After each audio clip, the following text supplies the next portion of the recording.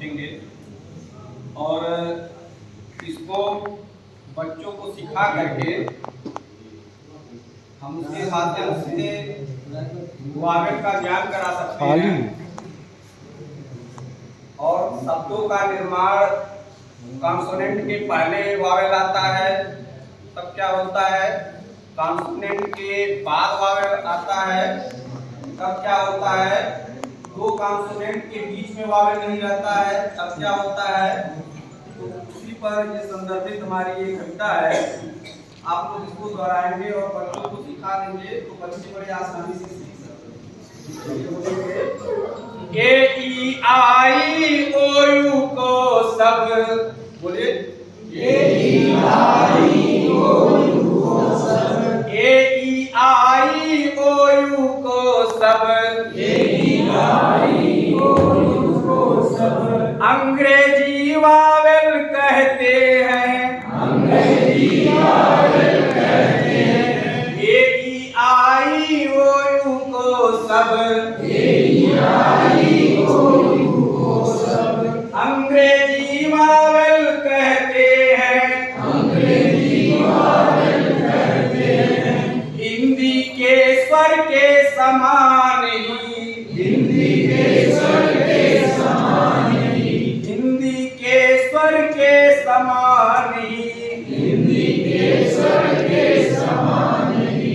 इनका भी प्रयोग करते हैं, इनका भी प्रयोग करते हैं। मतलब जो हिंदी में जैसे स्वर होता है वैसे तो इसमें वावेल, स्वर और वावेल के प्रयोग में, स्वर और वावेल के प्रयोग में इतना ही अंतर होता है, इतना ही अंतर होता है। स्वर की तो मात्रा होती है, स्वर की तो मात्रा होती है।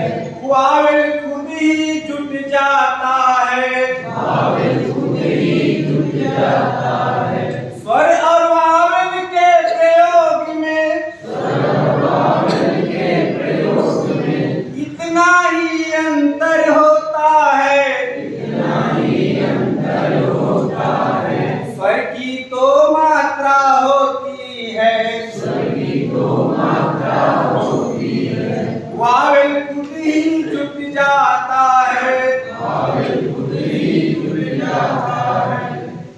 अब ध्यान दीजिए, ध्यान दीजिएगा कि पूर्व कॉन्सोनेंट का वावेल, पूर्व कॉन्सोनेंट का वावेल, पूर्व कॉन्सोनेंट का वावेल, पूर्व कॉन्सोनेंट का वावेल स्वर समान पढ़ा जाता है, स्वर समान पढ़ा जाता है।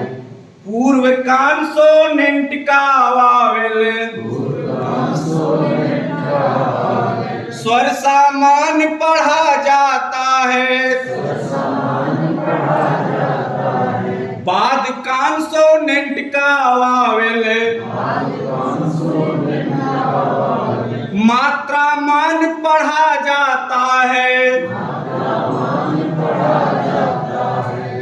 कॉन्सोनेंट बिना वावेल का, कॉन्सोनेंट बिना वावेल का स्वर विहीन व्यंजन सा होता, स्वर विहीन व्यंजन सा होता। हिंदी के आधे अक्षर सा, हिंदी के आधे अक्षर सा इनका भी प्रयोग होता, इनका भी प्रयोग होता।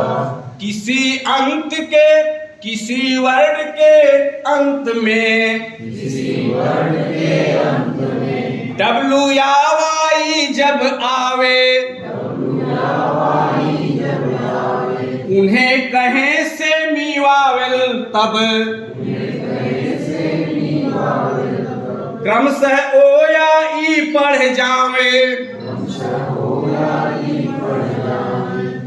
ए ई आई ओ यू को सब, ए ई आई ओ यू को सब। अंग्रेजी वावेल कहते हैं, अंग्रेजी वावेल कहते हैं। हिंदी के स्वर के समान ही, हिंदी के स्वर के समान ही इनका भी प्रयोग कर करते हैं।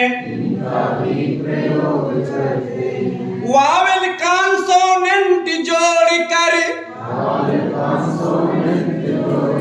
निर्मित शब्द किया जाता है। इंग्लैंड की इस भाषा में